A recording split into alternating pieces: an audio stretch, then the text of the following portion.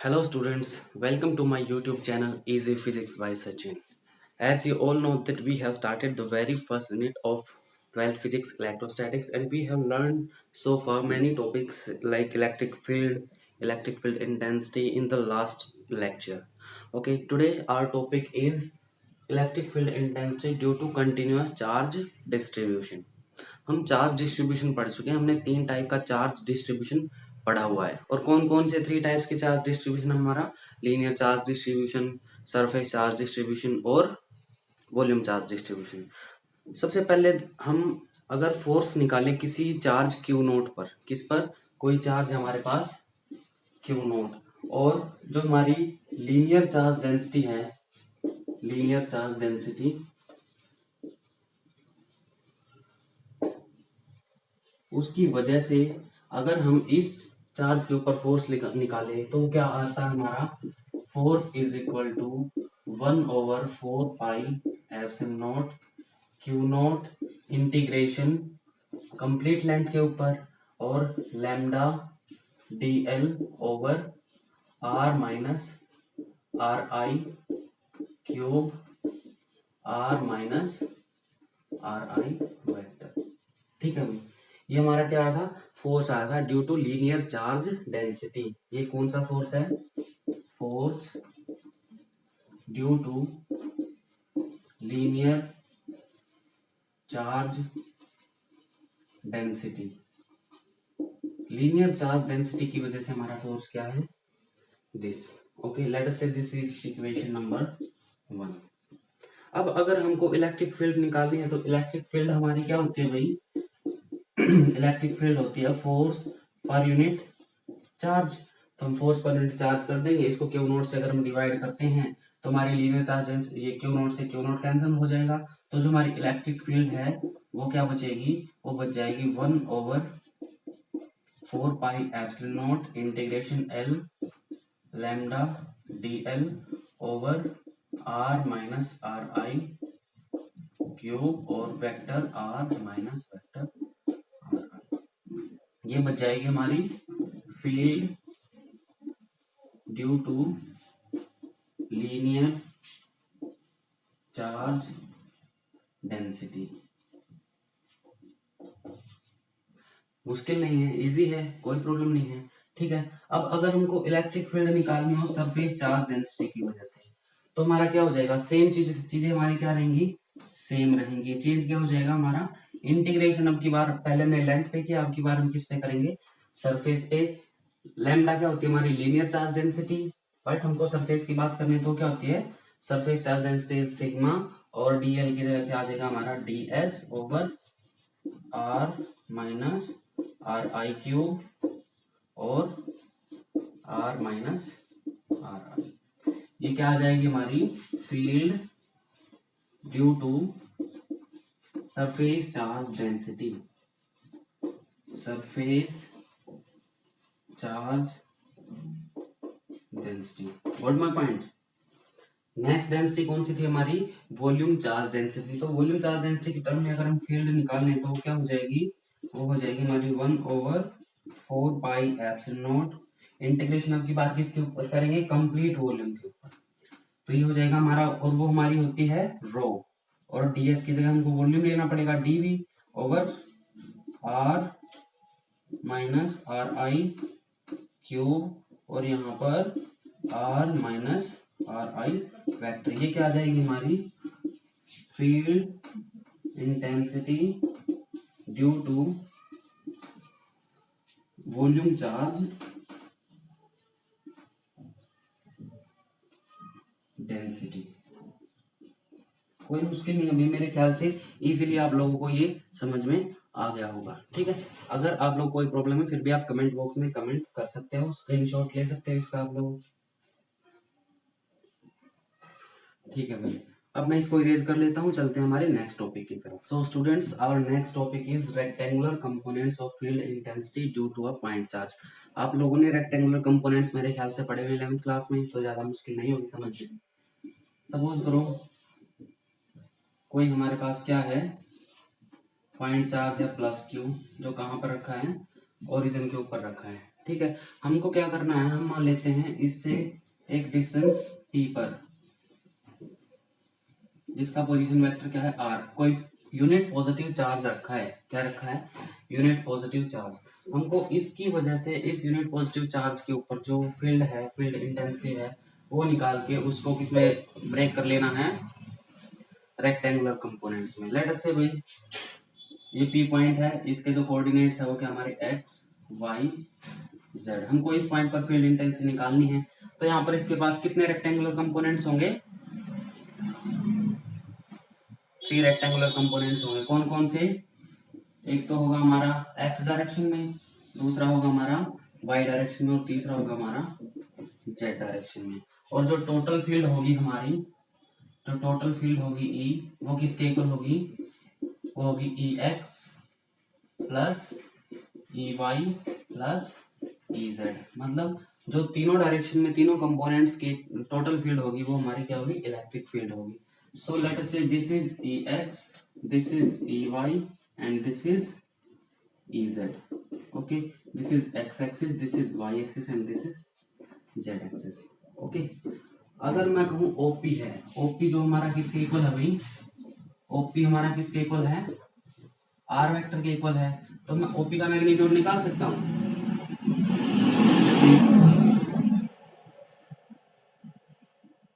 बिल्कुल निकाल सकता हूँ। यहाँ से मुझे आर पता है भाई, आर किसके इक्वल है, किसके इक्वल होगा, सबको पता है भाई, x I cap plus Y J cap plus Z K cap, इसके इक्वल होगा। ठीक है, जो वेक्टर आर है यहाँ से यहाँ तक ओपी, वो किसके इक्वल होगा, वो होगा x I cap plus Y J cap plus Z K cap. ठीक है, तो यहाँ से मैं आर का मैग्नीट्यूड अगर निकालता हूँ तो वो भी किसके इक्वल हो जाएगा, हमारा X square plus Y square plus Z square, इसका अंडर रूट। ठीक है, ये क्या हो जाएगा, हमारा आर हो जाएगा। भाई ये चीजें 11वीं क्लास में वेक्टर का जो हमारा चैप्टर है उसमें आप लोग पढ़ चुके हो। ठीक है, इसलिए इसको डिटेल में जाने की हमको जरूरत नहीं है। ठीक, ठीक है भाई। अब हमको क्या निकालना है, फोर्स निकालना है, force on unit positive charge, unit positive charge वो किसके इक्वल होगा, वो होगा हमारा इलेक्ट्रिक फील्ड के इक्वल। अभी बता दूंगा साइड में क्यों होगा इक्वल। और क्या हो जाएगा, 1/4 pi epsilon naught Q over R square R cap. देखो भाई, अगर हमारे पास एक चार्ज है क्या, क्यू, और दूसरा चार्ज है +1, यूनिट पॉजिटिव चार्ज है ना, दोनों के बीच का फोर्स क्या होगा, फोर्स होगा हमारा के क्यू 1/r स्क्वायर। ठीक है, अब इलेक्ट्रिक फील्ड हमारी किसके इक्वल होती है, वो होती है force by force per unit charge, और यहाँ पर यूनिट चार्ज क्या है हमारा 1, तो ये हमारा किसके इक्वल आ जाएगा, एफ के इक्वल आ जाएगा, इसलिए ये हमारा एफ के इक्वल हो गया, पी के इक्वल हो गया। ठीक है, तो जो फोर्स है यहाँ पर किसके इक्वल होगा भाई, इलेक्ट्रिक फील्ड इंटेंसिटी के इक्वल होगा। क्लियर है। अब यहाँ पर हमको आर यूनिट वेक्टर है जो आर, उसकी वैल्यू पता हमको क्या होती है, आर वेक्टर अपॉन आर का मैग्नीट्यूड, वो यहाँ पर रखेंगे तो हमारा क्या बन जाएगा, 1/4 pi epsilon naught Q over, इसकी वैल्यू रखेंगे तो ये बन जाएगा आर क्यूब, और ऊपर क्या बचेगा, आर वेक्टर बच जाएगा। ठीक है, अब जो ये वैल्यू है आर की, वो हम कहाँ पर पुट कर देते हैं, यहाँ पर पुट कर देते हैं। तो ई हमारा किसके इक्वल हो जाएगा, ई हो जाएगा Q over 4 pi epsilon naught, R क्या है हमारा, आर वेक्टर है X I cap plus Y J cap plus Z K cap divide by R cube, किसके इक्वल है, ये मैग्नीट्यूड है इसका, ये क्या है, मैग्नीट्यूड है। ठीक है, मैग्नीट्यूड है ये, तो ये किसके इक्वल हो जाएगा ये। ठीक है, तो यहाँ पर आर क्यूब जब करेंगे हो जाएगा हमारा X square plus Y square plus Z square, इसकी पावर कितनी हो जाएगी, देखो पावर 1/2 तो यहाँ पर है, पावर अगर हमारी 1/2 है, इसका मैं क्या करता हूँ, क्यूब करूंगा तो पावर हमारी कितनी हो जाएगी, 3/2 हो जाएगी, तो इसकी पावर आ जाएगी यहाँ पर 3/2।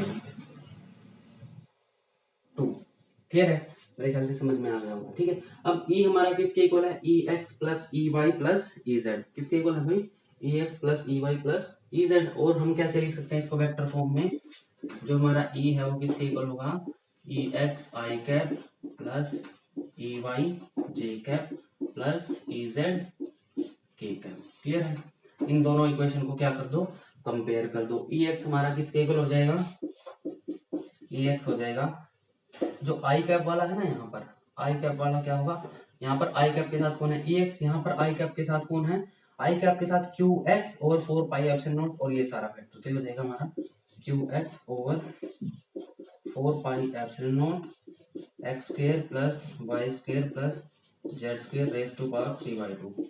ऐसे ही y के साथ कौन है, ई वाई क्या हो जाएगा, y के साथ जे कैप है, यहाँ पर भी जे कैप है, तो जे कैप और जे कैप को हम x वाला नहीं आएगा, z वाला नहीं आएगा, सिर्फ y वाला आएगा।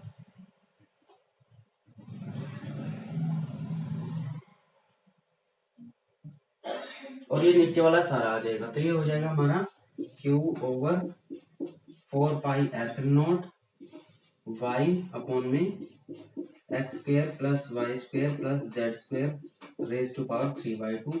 ऐसे ही ई जेड किसके इक्वल हो जाएगा, ई जेड हो जाएगा हमारा Q Z over 4 pi epsilon naught X square plus Y square plus Z square raise to power 3/2। ठीक है, तो ये हमारी रेक्टेंगुलर कंपोनेंट्स की वजह से जो फील्ड इंटेंसिटी है भाई वो आ जाएगी।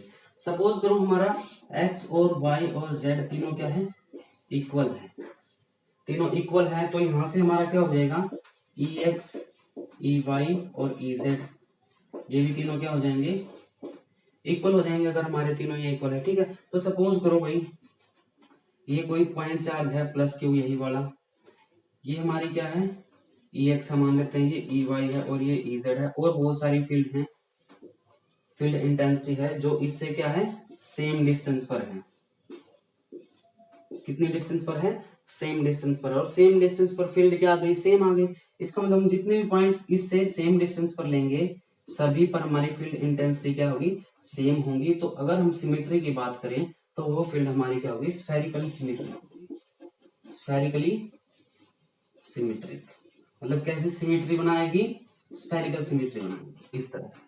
ठीक है, मेरे ख्याल से क्लियर हो गया होगा, ज्यादा मुश्किल नहीं है, यहाँ से थोड़ा सा ध्यान कर लेना भाई। ये वेक्टर का सेक्शन है हमारा, अगर हमारा किसी पोजीशन किसी पॉइंट के कोऑर्डिनेट्स एक्स वाई जेड हैं, तो जो उसकी डिस्टेंस होगी ओरिजिन से वो क्या होगी, वेक्टर फॉर्म में एक्स आई का प्लस वाई जे का प्लस जेड के का, और हम ये भी पढ़ चुके हैं उसका मैग्नीट्यूड क्या होगा, D square plus D square plus D square and उसका स्क्वायर रूट। ठीक है, मेरे ख्याल से समझ में आ गया होगा। चलते हैं हमारे नेक्स्ट टॉपिक की तरफ। इसके साथ हम एक चीज और देख लेते हैं, फिजिकल सिग्निफिकेंस। क्या देख लेते हैं, physical significance of electric field.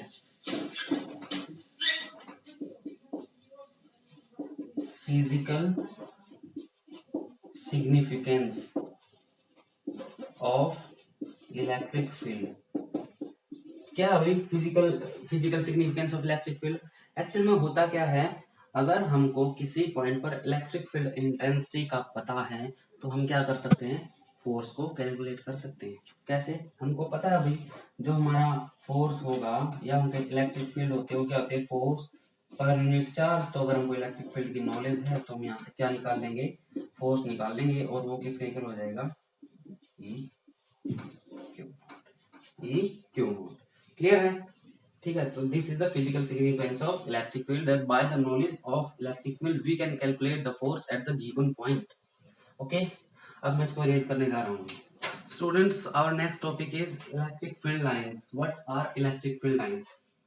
Suppose करो हमारे पास कोई चार्ज है, क्या है, कोई चार्ज है प्लस क्यू, और हम कोई यूनिट पॉजिटिव टेस्ट चार्ज लेकर आते हैं इसके क्लोज में। तो जैसे ये इसके फील्ड में एंटर करता है एकदम से ये क्या होगा, इसको रिपेल करेगा। सपोज करो दिस इज नेगेटिव, हम क्या मान लेते हैं ये नेगेटिव है, तो होगा क्या, जैसे ही ये पॉजिटिव ये नेगेटिव इसकी बाउंड्री में एरिया में एंटर करेगा तो क्या होगा, इसकी तरफ ये अट्रैक्ट होगा। सपोज इस पाथ से, अगर ये यहाँ पर है तो ये क्या करेगा, इस पाथ से अट्रैक्ट होगा, यहाँ पर है तो इससे होगा, यहाँ पर है तो इससे होगा, यहाँ पर है तो इससे होगा। ठीक है, तो एक्चुअल में जो ये पाथ है ना, जिससे ये इसकी तरफ या तो अट्रैक्ट हो रहा है या फिर क्या हो रहा है, रिपेल हो रहा है, वो किसको रिप्रेजेंट करता है, इलेक्ट्रिक फील्ड लाइन को रिप्रेजेंट करता है। जो हमारी कैसी लाइंस होती हैं, इमेजिनरी लाइंस होती हैं। कैसी लाइंस होती हैं, imaginary lines around a charge. किसी भी चार्ज के चारों तरफ क्या होती है, इमेजिनरी लाइंस है, जिस पाथ से, एक्चुअल में क्या है, पाथ है जिस पाथ पर कोई चार्ज दूसरे की तरफ या तो अट्रैक्ट होता है या क्या होता है, रिपेल होता है, वही क्या होती है, हमारी इलेक्ट्रिक फील्ड लाइंस होती हैं। अगर हम पॉजिटिव चार्ज की बात करें तो पॉजिटिव चार्ज से इलेक्ट्रिक फील्ड लाइंस हमेशा क्या जाती हैं, अवे जाती हैं। कन्वेंशनली जो इलेक्ट्रिक फील्ड लाइंस है वो क्या करती हैं, पॉजिटिव चार्ज से अवे होती है, और नेगेटिव चार्ज की क्या होती है, नेगेटिव चार्ज के अंदर आकर गिरती हैं। अभी समझा देता हूं, सॉरी।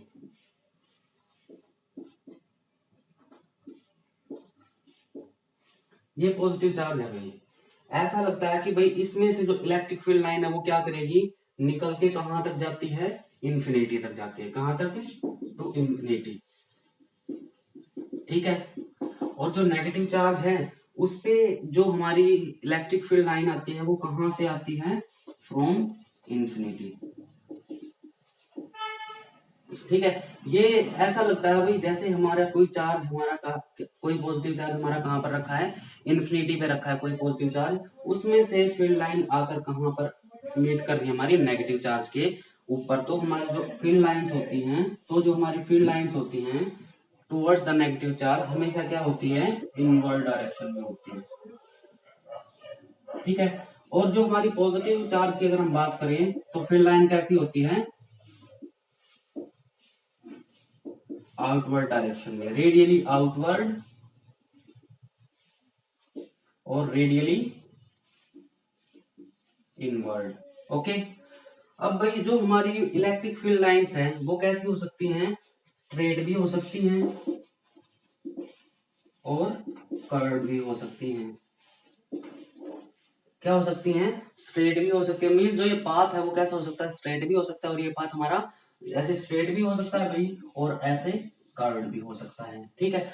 और अगर मैं इनके किसी पॉइंट पर टेंजेंट ड्रॉ करता हूं तो टेंजेंट हमको क्या बताती है, इलेक्ट्रिक फील्ड की डायरेक्शन बताती है, ठीक है।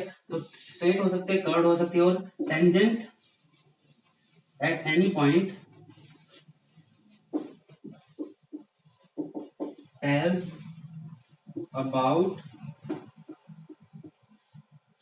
The direction of electric field, मतलब जो हमारी फील्ड लाइन होगी उस पे कोई भी टेंजेंट हमेशा क्या बताएगी, इलेक्ट्रिक फील्ड की डायरेक्शन बताएगी। और हमेशा जो इलेक्ट्रिक फील्ड लाइंस है वो क्या होती है, electric field lines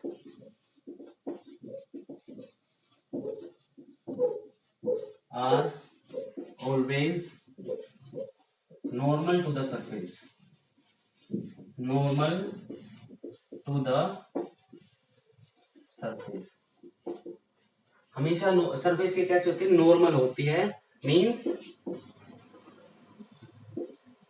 never parallel, कभी भी किसी भी सरफेस के पैरेलल नहीं होगी भाई इलेक्ट्रिक फील्ड लाइन, किसी भी सरफेस के parallel electric field line exist नहीं करेगी। क्लियर है, मेरे ख्याल से समझ में आ गया होगा। तो हम इलेक्ट्रिक फील्ड लाइंस को कैसे डिफाइन कर सकते हैं, it is the path along which a charge can attract और repel another charge, ठीक है। tangent it may be straight or curved and tangent to any point tells about the direction of electric field, clear है भाई। अब अगर हम positive charge की बात की, कोई सिंगल पॉजिटिव चार्ज है उसकी वजह से हमारी फील्ड लाइन होती है दिस वन। अगर हम बात करते हैं नेगेटिव चार्ज की वजह से तो नेगेटिव चार्ज की वजह से होती है दिस। अगर हमारे पास एक पेयर है चार्जेस का, that let us say this is plus q and this is minus q, तो जो इसकी वजह से फील्ड है वो क्या करेगी, रेडियली आउटवर्ड होगी, और इसकी वजह से फील्ड क्या होगी, रेडियली इनवर्ड होगी। तो अगर हम फील्ड की बात करें तो भाई वो फील्ड लाइन हमारी कहां से कहां आएगी, पॉजिटिव से नेगेटिव की तरफ आएगी, या आएगी from the positive to negative, positive से कैसे आएगी, नेगेटिव की तरफ आएगी, ठीक है, इस वे में। मेरे ख्याल से समझ में आ रहा होगा। और जैसे जैसे ये दूर होती चली जाएगी फील्ड लाइंस की जो डेंसिटी है, या हम कहें उनके बीच का जो डिस्टेंस है वो भी क्या होता जाएगा, बढ़ता जाएगा इस वे में, ठीक है, ठीक है ना भाई।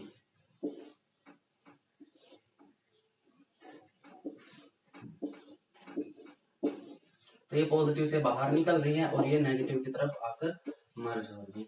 तो हम डायरेक्शन बता सकते हैं भाई, डायरेक्शन क्या होगी इनकी फील्ड लाइंस की, ये पॉजिटिव से निकलेंगी और नेगेटिव पर मर्ज हो जाएंगी, नेगेटिव पर क्या हो जाएंगी, मर्ज हो जाएंगी। सपोज करो हमारे पास दो पॉजिटिव चार्ज हैं, एक तो पॉजिटिव चार्ज है हमारा ये, ठीक है, हमको पता है फील्ड लाइंस क्या होती है इनकी, एक दूसरे को फील्ड लाइंस क्या होती हैं, आउटवर्ड होती है भाई, क्या होती हैं, आउटवर्ड डायरेक्शन में, ठीक है। एक और पॉजिटिव चार्ज मैंने यहाँ पर रख दिया, आउटवर्ड डायरेक्शन में फील्ड लाइन जाएंगी इनकी, ठीक है। ये क्या करते हैं, जैसे ही एक दूसरे को क्लोज करते हैं ना, क्लोज लेकर आते हैं हम इनको, तो उनको पता है पॉजिटिव और पॉजिटिव में क्या होती है, रिपल्शन होती है। और वो रिपल्शन किसकी वजह से होती है, इन फील्ड लाइंस की वजह से ही होती है। एक्चुअल में जब ये एक दूसरे की तरफ मूव कर रहे हैं ना, तो फील्ड लाइन इनकी ऐसे होनी चाहिए, लेकिन एक दूसरे पर वो क्या करने लग जाती हैं, प्रेशर डालने लग जाती है। इनकी फील्ड लाइंस क्या करती है, एक दूसरे पर प्रेशर डालने लग जाती हैं, और इस तरह से क्या हो जाती है, लेटरली क्या करते हैं एक दूसरे पर, ये लेटरल प्रेशर डालती है, मतलब एक दूसरे को क्या करने लगती है, रिपेल करने लगती है। अब देखो भाई, अगर ये दोनों चार्जेस हमारे क्या हैं, late us say this is Q1 and this is Q2, और Q1 और Q2 हमारे क्या है, इक्वल है Qk, मतलब दोनों चार्जेस का मैग्नीट्यूड क्या है, सेम है। इस केस में क्या होता है भाई, इसका भी इसकी वजह से जो फील्ड होगी और इसकी वजह से जो फील्ड होगी वो क्या होगी, सेम होगी। अब हमको देखो, यहाँ पर हमको कुछ पॉइंट ऐसे मिलेंगे, मान लो ये पॉइंट है हमारा, इस पॉइंट पर क्या होगा, इस पॉइंट पर इसकी वजह से जो फील्ड है और इसकी वजह से जो फील्ड है वो क्या होगी, सेम होगी, बट दोनों की जो डायरेक्शन है, डायरेक्शन क्या होगी, दोनों की अपोजिट होगी। इसका मतलब क्या है, अगर एक की फील्ड लाइन ऐसे है तो दूसरे की फील्ड लाइन ऐसे है, मतलब एक की इलेक्ट्रिक फील्ड ये है तो दूसरे की फील्ड है ये, और दोनों का मैग्नीट्यूड सेम है, मैग्नीट्यूड क्या है, दोनों का सेम है, बट डायरेक्शन अपोजिट है। तो यहाँ पर इस पॉइंट पर क्या हो जाएगी, दोनों की फील्ड कैंसल आउट हो जाएंगे, क्या हो जाएगी, कैंसल आउट हो जाएगी इस पी पॉइंट पर। इस पी पॉइंट को हम क्या बोलेंगे, न्यूट्रल पॉइंट, क्या बोलेंगे भाई, न्यूट्रल पॉइंट। तो न्यूट्रल पॉइंट्स कौन से होते हैं, न्यूट्रल पॉइंट्स वो पॉइंट्स होते हैं जहां पर फील्ड क्या होती है, दोनों की वजह से जीरो होती है, दोनों चार्जेस की वजह से, ठीक है। अब अगर भाई हमारा ये चार्ज Q1 ग्रेटर देन किससे है, Q2 से, उस केस में क्या होगा, इसकी फील्ड ज्यादा स्ट्रॉन्ग होगी इसकी फील्ड से, ठीक है। इसका मतलब क्या हुआ, अगर मैं इससे दूर जाऊंगा तभी इस चार्ज की फील्ड वीक होगी, बट इससे अगर मैं थोड़ा सा दूर जाऊंगा तभी इसकी क्या हो जाएगी, वीक हो जाएगी। उस केस में जो ये न्यूट्रल पॉइंट है ना, ये न्यूट्रल पॉइंट जो हमारा स्मॉलर चार्ज है उसकी तरफ शिफ्ट हो जाएगा। क्यों, क्योंकि ये इसका ज्यादा मैग्नीट्यूड है इस चार्ज का, अगर इस चार्ज का ज्यादा मैग्नीट्यूड है उसकी वजह से जो हमारा इसका फील्ड है इसके नजदीक ज्यादा स्ट्रॉन्ग होगा, बहुत दूर जाकर वीक होगा, लेकिन इसका क्या होगा, थोड़ा सा आगे निकलते ही वीक हो जाएगा। इसलिए जो न्यूट्रल पॉइंट है वो कहां पर शिफ्ट हो जाएगा, थोड़ा सा स्मॉलर चार्ज के करीब शिफ्ट हो जाएगा। मेरे ख्याल से समझ में आ गया, ठीक है। जो नेगेटिव चार्जेस है उसके केस में भी क्या होता है, सेम होता है। बट अगर हमारे पास एक पॉजिटिव चार्ज है और दूसरा कैसा है, नेगेटिव चार्ज, तो हमको पता है नेगेटिव पॉजिटिव में अट्रैक्शन होती है, और वो अट्रैक्शन किसकी वजह से होती है, नेगेटिव पॉजिटिव में क्या होती है भाई, अट्रैक्शन होती है। एक्चुअल में वो अट्रैक्शन किसकी वजह से होती है, जो इनकी फील्ड लाइंस है ना, जो इनकी फील्ड लाइंस हैं उनके आपस में कॉन्ट्रैक्ट होने से, मतलब इसकी फील्ड लाइन है जो इसकी तरफ मूव करने लग जाती है, और ये फील्ड लाइन हमारी, भाई ये थोड़ा सा उल्टा हो गया, इसको ठीक कर लेता हूँ, मतलब ये क्या हो जाती है, ऐसे हो जाती है, और ये भी इसकी तरफ, ये इसकी तरफ, ठीक है। मतलब ये क्या करने लगते हैं, एक दूसरे को अट्रैक्ट करने लगती है, मतलब यहाँ ये कॉन्ट्रैक्ट होती है भाई, क्या होती है आपस में, कॉन्ट्रैक्ट होते हैं, कॉन्ट्रैक्ट की वजह से इनमें क्या होता है, रिपल्शन होता है, सॉरी कॉन्ट्रैक्ट की वजह से यहाँ पर ये क्या करते हैं, चार्जेस एक दूसरे को अट्रैक्ट करते हैं, और यहाँ पर क्या करते हैं, जब लेटरल प्रेशर डालते हैं तो वो रिपेल करते हैं, ठीक है। मेरे ख्याल से आप लोगों को ये चीज समझ में आ गई है, ठीक है। अब पढ़ते हैं हम इलेक्ट्रिक फील्ड लाइंस की प्रॉपर्टीज है वो क्या होती है, properties of electric field lines, इसको मैं इरेज कर लेता हूँ।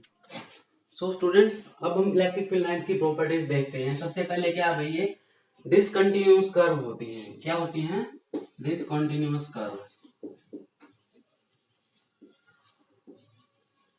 डिसकंटिन्यूअस कर्व का मतलब समझो, ये हमारा पॉजिटिव चार्ज है और ये हमारा नेगेटिव चार्ज। हमको पता भाई फील्ड लाइन क्या करेगी, पॉजिटिव से निकलेगी और नेगेटिव पर जाकर मिल जाएगी।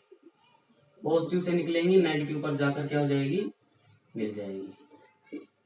ठीक है,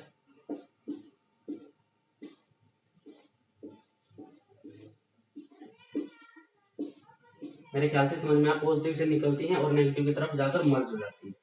अगर हम मैग्नेट्स की बात करें तो एक तो उसमें नॉर्थ पोल होता है, दूसरा क्या होता है, साउथ पोल। जो मैग्नेट की फील्ड लाइन है वो नॉर्थ पोल से मर्ज होकर कहाँ पर मर्ज हो जाती हैं, साउथ पोल। नॉर्थ पोल से इमर्ज होकर साउथ पोल पर क्या हो जाती है, वो मर्ज हो जाती है साउथ पोल पर। ठीक है, नॉर्थ से निकलकर साउथ। अब ये यहीं पर नहीं रुकती भाई, ये हमारी साउथ से नॉर्थ की तरफ ट्रेवल करती है। मतलब बाहर तो मैग्नेट के नॉर्थ से साउथ तक जाती है और अंदर मैग्नेट के साउथ टू नॉर्थ। अब यहाँ पर देखो ये क्या कर रही है, एक कंटिन्यूअस पाथ बना रही है, कंटिन्यूअस पाथ जिसमें कहीं पर भी ब्रेक नहीं है। मतलब क्या बना रही है, क्लोज्ड लूप बना रही है। क्या बना रही है, क्लोज्ड लूप। इसीलिए इनका उसको क्या बोला गया हमारा, कंटिन्यूअस। बट यहाँ पर देखो आप लोग, पॉजिटिव से निकली नेगेटिव पर खत्म, पॉजिटिव से निकली नेगेटिव पर खत्म, पॉजिटिव से निकली नेगेटिव पर खत्म। तो वहां पर इस टाइप का कोई भी लूप नहीं बनता है। इसका मतलब इलेक्ट्रिक फील्ड लाइंस कैसी हमारी, डिसकंटिन्यूअस कर्व है। कैसी है भाई, डिसकंटिन्यूअस कर्व है, जो हमारी पॉजिटिव चार्ज से इमर्ज होती हैं। ठीक है, कहां से निकलती है, पॉजिटिव चार्ज से, start from positive charge and set negative. Negative पर क्या हो जाती है, वो खत्म हो जाती है। क्लियर है। अब देखो अगर मान लो ये कोई फील्ड लाइन है, ये क्या है, फील्ड लाइन है, ये इसकी डायरेक्शन है। अगर मैं इस पॉइंट पर इसकी डायरेक्शन बताना चाहूं तो क्या, हमको टेंजेंट ड्रॉ करना पड़ेगा। क्या ड्रॉ करना पड़ेगा, टेंजेंट। तो हम क्या कह सकते हैं, tangent at any point the field line give its direction. तो किसी भी पॉइंट पर जो टेंजेंट होगी फील्ड लाइन के, वो क्या बताएगी, उसकी डायरेक्शन को बताएगी। क्लियर है। फिर अभी हमारा two field lines can never intersect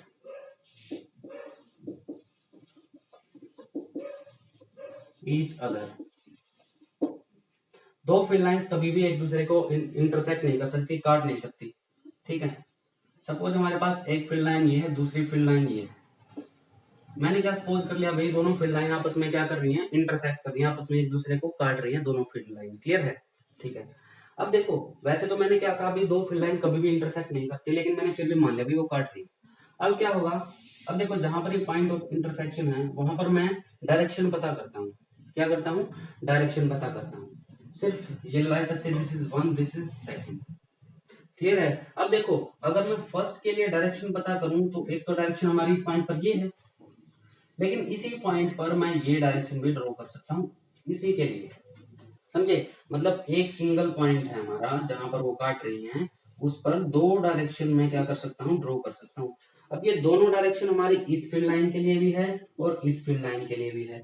क्या ऐसा पॉसिबल है कि भाई एक फील्ड लाइन एक ही टाइम पर दो डायरेक्शंस में चली जाए, ऐसा पॉसिबल नहीं है। अगर मैं तुमको एक कहूँ भाई तुम उधर जा रहे तो उधर भी चले जाओ, तो क्या तुम सेपरेट होकर ऐसे चले जाओगे, नहीं जा सकते। तो सेम वे में यहाँ पर भाई ये दोनों दो अलग अलग रास्तों से नहीं जा सकती। मतलब अगर वो इंटरसेक्ट करेंगी तो क्या हो जाएगा, उनका उनकी दो डायरेक्शन हो जाएगी, जो पॉसिबल नहीं है, जो पॉसिबल नहीं है। ठीक है। और हमने और वो पढ़ा हुआ है, अभी पढ़ा था कि लेटरल प्रेशर डालते हैं एक दूसरे पर। क्या करती हैं, लेटरल प्रेशर डालती हैं। कैसी, अगर दोनों, if both field lines are due to same charge. अगर दोनों किसकी वजह से होंगी, सेम चार्ज की वजह से होंगी, तो क्या करेंगी, एक दूसरे पर प्रेशर डालेंगी और क्या करेंगी, कॉन्ट्रैक्ट होंगी लॉन्गिट्यूडनली। Contract longitudinally. कॉन्ट्रैक्ट कब होंगी भाई, मैं बता चुका हूं कब, if both field lines are due to opposite. अगर दोनों फील्ड लाइन अपोजिट चार्जेस की वजह से होंगी वो तो क्या होंगी, कॉन्ट्रैक्ट होंगी, मतलब एक तरह से एक दूसरे को अट्रैक्ट करेंगी। और अगर दोनों क्या होंगी, सेम चार्ज की होंगी, तो एक दूसरे को रिपेल करेंगी। क्लियर है। अगर हम बात करते हैं magnitude of field,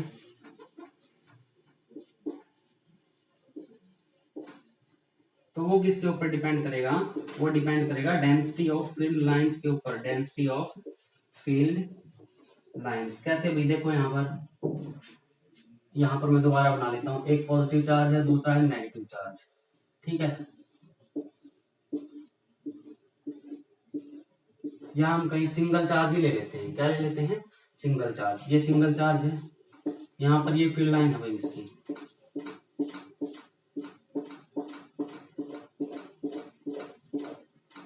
field line है भाई इस सिंगल चार्ज की। अब देखो इसके चार्ज के आसपास है जो फील्ड लाइन, क्या है, आपस में क्लोज है, क्या है, क्लोज है। लेकिन जैसे जैसे हम इससे डिस्टेंस बढ़ती जा रही है, फील्ड लाइंस की जो आपस में डिस्टेंस है वो भी क्या होती जा रही है, इंक्रीज होती जा रही है। तो अगर हम यहाँ पर बात करें चार्ज के, यहाँ पर फील्ड क्या होता है, ज्यादा होता है, स्ट्रॉन्ग होता है ना फील्ड चार्ज के पास। क्यों होता है भाई, क्योंकि जो फील्ड लाइंस हैं आपस में बहुत ज्यादा क्लोज होती हैं, इसलिए चार्ज के नियर जो हमारी फील्ड की स्ट्रेंथ होती है वो भी क्या होती है, ज्यादा होती है। और जैसे जैसे हम इसे आगे मूव करते जाते हैं वैसे वैसे फील्ड हमारा जो फोर्स है वो क्या होता जाता है, वीक होता जाता है। तो अगर मैग्नीट्यूड की बात करें फील्ड का, तो वो चार्ज के नियर क्या होगा, ज्यादा होगा, और जैसे जैसे चार्ज से अवे आते जाएंगे मैग्नीट्यूड क्या होता चला जाएगा, हमारा घटता चला जाएगा। आई थिंक मेरे ख्याल से आप लोगों को समझ में आ गया होगा। आज के लिए बस यहीं पर एंड करेंगे, कल हम कुछ और टॉपिक्स पढ़ेंगे इस चैप्टर के, ठीक है। उससे पहले अगर आप लोगों ने सब्सक्राइब नहीं किया तो प्लीज चैनल को जरूर सब्सक्राइब करें। Thank you, have a nice day, good luck.